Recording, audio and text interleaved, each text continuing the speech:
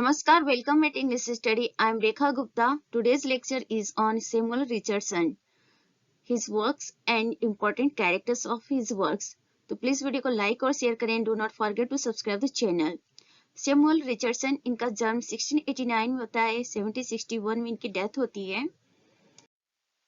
Richardson के तीन important novels हैं, Pamela, Clarissa and Sir Charles Grandison, और ये तीनों ही एपिस्टोलरी नॉवेल हैं. तो इनके बारे में अच्छे से डिटेल में देखेंगे. Let us C. Pamela 1740. Samuel Richardson is famous for three epistolary novels. Pamela or Virtue Rewarded 1740, Clarissa or The History of a Young Lady 1748, and The History of Sir Charles Grandison 1753.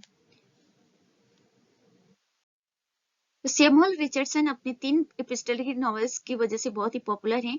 Pamela, जिसका second title है virtue rewarded, और ये 1740 में ये publish हुआ था. Second one is Clarissa और the history of a young lady. तो ये इसका सेकेंड टाइटल है, the history of a young lady.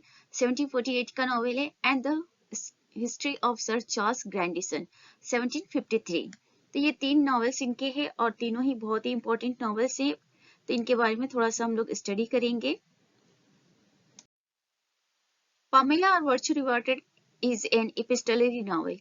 तो ये तो आपको पॉइंट याद रखना ही है कि ये किस तरह का नॉवेल है. तो ये एपिस्टोलरी नॉवेल है जो लेटर फॉर्म में लिखे जाते हैं. मीन्स ये लेटर के फॉर्म में होता है और जो इवेंट्स होते हैं वो सीक्वेंस में नहीं दिए जाते हैं. क्रोनोलॉजिकल जो ऑर्डर होता है इवेंट्स का वो थोड़ा सा चेंज होता है, एक्चुअल नहीं हो सकता है. और पामेला को फर्स्ट ट्रू इंग्लिश नॉवेल के रूप में भी जाना जाता है. It's genre is epistolary novel, biography, romance, psychological fiction. तो ये किस तरह के जॉनर में आते हैं ये आप देख लिए. Next we will see about theme. The three main themes in the novel are social class, the importance of virtue and love and marriage.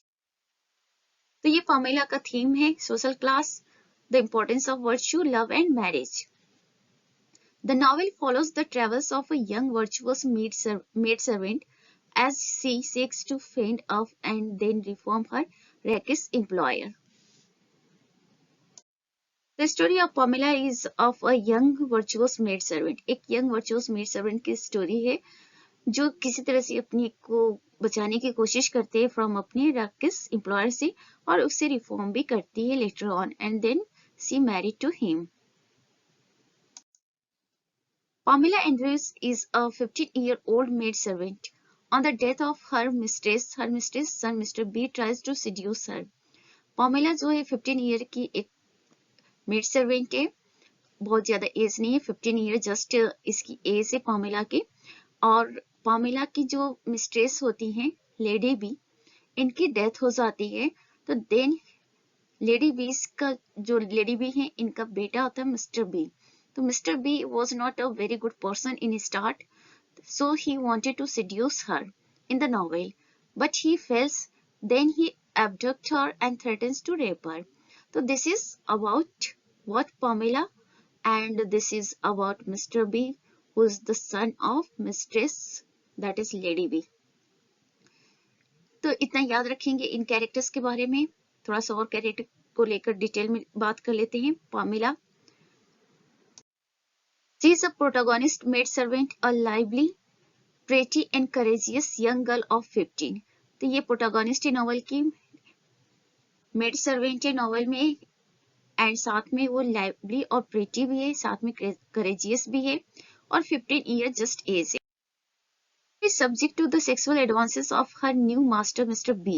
After the death of Lady B, she is the devoted daughter of her parents Mr. and Mrs. Andrews. So Pamela is always sexually advances by her new master Mr. B. Mr. B was not very good in start having Pamela, but later on he reformed to himself, and Lady B is the mother of Mr. B. In start, Lady B is the mistress of Pamela. After her death, Mr. B became the what you can say that Pamela comes under Mr. B. Pamela is a daughter. She was very devoted towards her parents, Mr. and Mrs. Andrews. Mr. B, a country squire of 25 to 26 is Pamela's employer, pursuer and eventual husband. Mister B, जैसा कि आपने जाना कि ये lady B का बेटा है और कंट्री स्क्वायर है, 25 टू 26 इसकी एज है। पामेला का ये एम्प्लॉयर बन जाता है लेडी बी के डेथ के बाद, और ये परस्यूअर भी है पामेला का, और later on he becomes the husband of Pamela. Next character of this novel is Lady Devers. The married elder sister of Mr. B does not like Pamela but later values her new sister-in-law. Lady Devers जो है वो कौन है? ये mister B का बेटा, sorry sister है, और जो लेडी बी है उनकी डॉटर है। तो ये एल्डर सिस्टर है मिस्टर बी की, और साथ में ये पामेला को प्रिफर नहीं करती थी, but later on she started to value her. Lady B, Pamela's original employer, the mother of Mr. B, and Lady Travers, was morally upright and kind to Pamela, educating her and contributing to the formation of her virtuous character. तो lady B जो है बहुत ही अच्छी lady होती हैं, Pamela के original employer हैं और मिस्टर बी की मदर हैं, और साथ में लेडी ड्रेवर्स की भी मदर हैं। वो बहुत ही अच्छी लेडी होती है, मॉरल भी होती है, काइंड होते हैं पामेला की तरफ, और पामेला को वो एजुकेट करने की भी कोशिश करती हैं और उसे एक अच्छी वर्चुअस कैरेक्टर प्रोवाइड करने की कोशिश करती हैं। तो पामेला जो है एक अच्छी लेडी बन पाती है because of Lady B. Now next character is Mrs Jewkes. The housekeeper at Mr B's Lincolnshire estate and Pamela's primary warder during the period of her captivity. Mrs Jewkes जो है mister B का जो घर है, property है Lincolnshire में, उसकी housekeeper है और पामेलास की प्राइमरी वार्डर भी हैं जब पामेला कैप्टिविटी में थी मिस्टर बी की तब। Mrs Jarvis, the elderly housekeeper of Mr B's Bedfordshire estate, one of the virtuous servants who applies to Lady Travers on behalf of Pamela.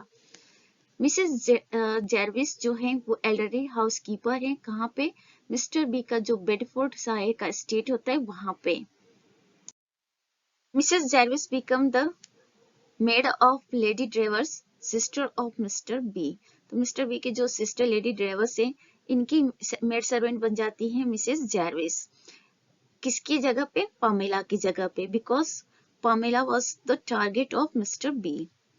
Mr. John Andrews, Pamela's father and her chief correspondent, formerly the master of a school. Mr. John Andrews Pamela के father हैं और chief कोरेस्पॉन्डेंट है। जो chief कोरेस्पॉन्डेंट का मतलब ये होता है कि पामेला से अपने पेरेंट्स के साथ हमेशा मतलब लेटर के थ्रू वो बातचीत करती रहती है। तो पामेला जो लेटर्स भेजती है उसके फादर पढ़ते हैं, और उसके फादर जो लेटर्स भेजती है वो पामेला रीड करती है। और इसके फादर, पामेला के जो फादर है वो एजुकेटेड पर्सन है, वो साथ में स्कूल के टीचर भी रह चुके थे। Next character is Mrs Elizabeth Andrews, Pamela's mother. तो ये पामेला की मदर है, बहुत ज्यादा इनका इंपॉर्टेंट रोल नहीं है नॉवेल में। Mr Williams, the curate junior pastor of Mr B's parish in Lincolnshire. Mr Williams जो है वो क्यूरेट है मिस्टर बी के, कहाँ पे? लिंकनशायर स्टेट में। Monsieur Colbrand, the monstrous Swiss man whom Mr. B sends to watch over Pamela. Monsieur Colbrand जो है वो monstrous से स्विस मैन है, और मिस्टर बी इससे क्या करता है? हायर करता है Monsieur Colbrand को पामेला को वॉच ओवर करने के लिए, उसकी निगरानी के लिए। जैकी, लेडी ड्रेवर्स नेफ्यू। जैकी जो है लेडी ड्रेवर्स मिस्टर बी की जो सिस्टर लेडी ड्रेवर्स है उसका नेफ्यू है। Beck Worden, Lady Drevers waiting maid. Beck Worden जो है वो लेडी ड्रेवर्स की वेटिंग मेड है। John Arnold, a footman at the Bedfordshire who delivers Pamela's letters to and from her parents. John Arnold कौन है? वो footman है, कहाँ पे? बेडफोर्डशायर में, और वो जो पामेला के जितने भी लेटर्स हैं उसको वो डिलीवर करता है पामेला के पेरेंट्स को, और पामेला के पेरेंट्स से लेटर लाकर पामेला को देता है। तो ये लेटर्स लेटर्स की डिलीवरी करने का काम करता है पामेला और उसके पेरेंट्स के बीच। Miss Goodwin, Mr B's legitimate daughter by Sally Godfrey. There are many other less important characters. तो मिस गॉडविन जो है वो मिस्टर बी की बेटी है और ये मिस्टर बी की लेजिटिमेट डॉटर है और इसकी जो वाइफ सैली गॉडफ्रे थी मिस्टर बी की वाइफ बिफोर पामेला, तो उसकी ये बेटी होती है miss Goodwin. Now next novel of Richardson is Clarissa, 1748. Clarissa, or The History of a Young Lady, is an epistolary novel. It is among the longest English novels ever written, secured a place for its tremendous psychological insight. Clarissa, जिसका second title है the history of a young lady, ये भी एक एपिस्टलरी novel है और इसे English के जो लॉन्गेस्ट नॉवेल्स है उसमें से एक माना जाता है और साथ ही ये अपना प्लेस सिक्योर करता है किसकी वजह से, अपनी ट्रिमेंडस साइकोलॉजिकल इंसाइट की वजह से एक इसका स्पेशल जगह बन जाता है क्लेरिसा नॉवेल का। कहाँ पे? इंग्लिश नॉवेल के हिस्ट्री में। Now it's thing, Clarissa's great struggle is for a sense of autonomy in a society that prohibits women from wielding any power whatsoever. तो क्लेरिसा इस नॉवेल में बहुत स्ट्रगल करती है जो ऑटोनॉमी का सेंस है उसके लिए, क्योंकि जो मेन है उनका ज्यादा पावर होता है सोसाइटी में और वुमेन का कोई पावर नहीं होता है, वुमेन को हर तरह से रोका जाता है। तो क्लेरिसा उसी को लेकर स्ट्रगल करती है in this novel. The Harlows intend to use their daughter to heighten their rank in the bourgeois community. हार्लोस जो कि इसके पेरेंट्स है क्लेरिसा के, वो क्या करते हैं, वो अपनी डॉटर का यूज करते हैं फॉर व्हाट, अपने रैंक को हाईटेन करने के लिए अपनी कम्युनिटी में। By contrast all Clarissa desires is the right to personal happiness and her parents consent. लेकिन इसके विपरीत क्लेरिसा की क्या डिजायर होती है, वो पर्सनल हैप्पीनेस गेन करना चाहती है और साथ में अपने पेरेंट्स के लिए consent. Clarissa is a young and virtuous women who ends up falling victim to Robert Lovelace after he convinces her to run away with him and later seduces her. Clarissa prepares herself for death. Clarissa जो है वो young और virtuous women है, उसकी ending होती है बहुत ही एक ट्रेजिक एंड होता है क्लेरिसा का। How?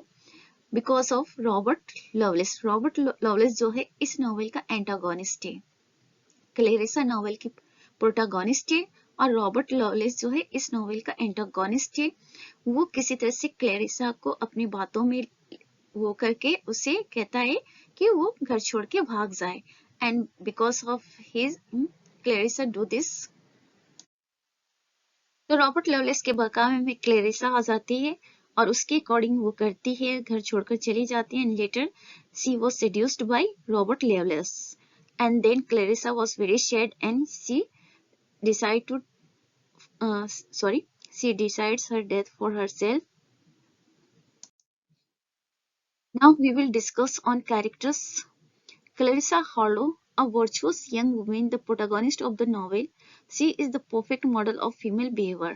In the novel, Clarissa Harlow जो है एक virtuous young woman के रूप में दिखाया गया है और ये नॉवेल की प्रोटागोनिस्ट है, साथ में वो एक तरह से परफेक्ट मॉडल है फीमेल बिहेवियर का। बिकॉज क्लेरिसा क्या करती है, बहुत ही जेनरस नेचर की होती है, वो लोग जो पुअर लोग होते हैं उनकी हेल्प करती है और एक अच्छा मतलब बिहेव जो है सोसाइटी में प्रेजेंट करती है। Robert Lovelace, a dashing rake, the antagonist of the novel. Robert Lovelace जो है वो एंटागोनिस्ट है नॉवेल का।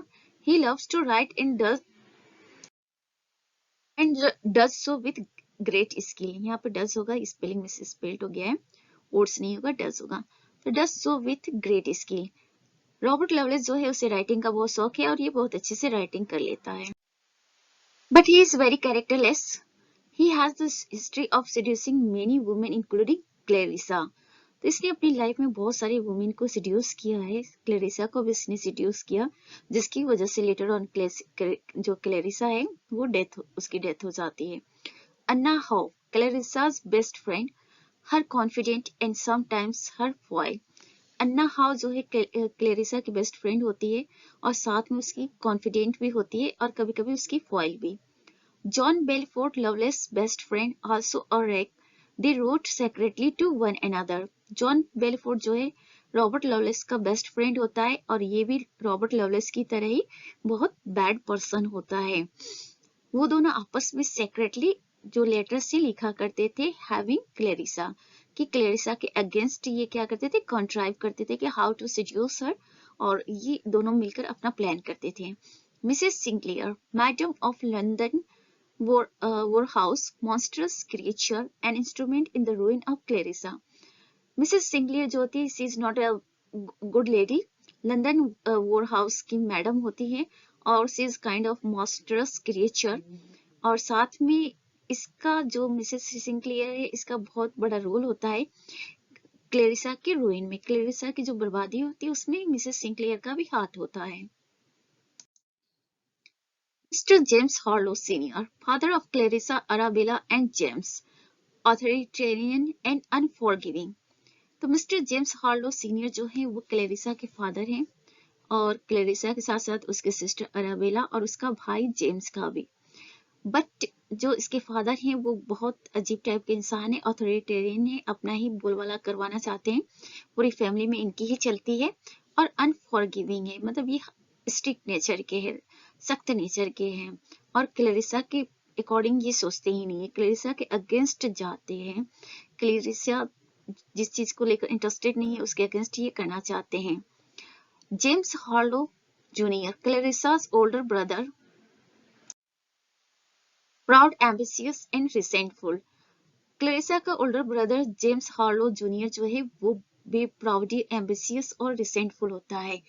क्लेरिसा के जो भाई बहन है अराबेला और जेम्स, ये क्लेरिसा की से जिलसी रखते थे, ये दोनों ही जिलस करते थे क्लेरिसा से, because Clarissa in the novel is very good lady and Arabella and James are not like her. Mrs Charlotte Harlowe, Clarissa's mother. Charlotte Harlowe जो है वो क्लेरिसा की मदर हैं, लविंग है बट पैसिव है, resents Clarissa for causing trouble in the family। Passive क्यों है? क्योंकि ये अपने हस्बैंड के अगेंस्ट नहीं जा पाते हैं, इनके हस्बैंड जो कुछ बोलते हैं उसको ये फॉलो करती हैं, जबकि ये जानती है कि वो गलत कर रहे हैं। और साथ में क्लेरिसा से ये गुस्साती हैं क्योंकि उनको लगता है क्लेरिसा की वजह से इनकी फैमिली जो है ट्रबल में आई है। Arabella Harlowe, Clarissa sister, envious and bad tempered, inferior to Clarissa. ये अराबेला जो है वो क्लेरिसा की सिस्टर है, इससे ये हमेशा जलती रहती है, बैड टेम्पर्ड वाली है, और साथ में क्लेरिसा के कंपेरिजन में ये इन्फीरियर है, चाहे ब्यूटी हो चाहे माइंड हो, इंटेलेक्ट हो। मिसेस जूडिथ नॉर्टन, क्लेरिसा's नर्स, अ पायस वुमेन। मिसेस जूडिथ नॉर्टन जो है वो क्लेरिसा की नर्स है और साथ में अच्छी लेडी है। Colonel Morden, Clarissa's cousin and a trustee of her estate। Colonel Morden जो है क्लेरिसा के कजन है और ये ट्रस्टी है उसके स्टेट के, उसके प्रॉपर्टी के, उसकी प्रॉपर्टी जो उसे उसके ग्रैंडफादर से मिला है। Mister Hickman, Anna suitor, respectable but unexciting, Anna constantly mocks him. Mister Hickman जो है अन्ना का सूटर है और रिस्पेक्टेबल पर्सन है बट अनएक्साइटिंग है, और इस बात को लेकर अन्ना हमेशा उनका मजाक बनाती रहती है। अन्ना कौन है? क्लेरिसा के बेस्ट फ्रेंड।